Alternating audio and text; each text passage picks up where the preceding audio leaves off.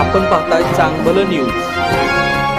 किल्ले मच्छिंद्रगड येथून निघालेली जगद्गुरू श्री मच्छिंद्रनाथ महाराजांची पायी पालखी आज तिसऱ्या दिवशी प्रवास करत रेवणसिद्ध घाटातून रेवणगाव मुक्कामी पोहोचली।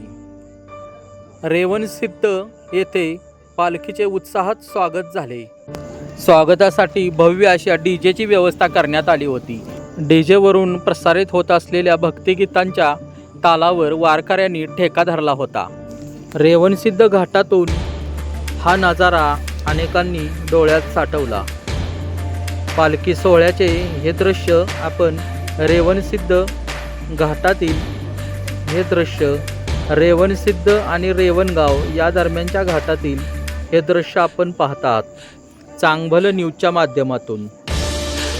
अशाच भक्तिमय व्हिडिओसाठी व्हिडिओला लाईक करा आणि चॅनलला सबस्क्राईब करायला विसरू नका।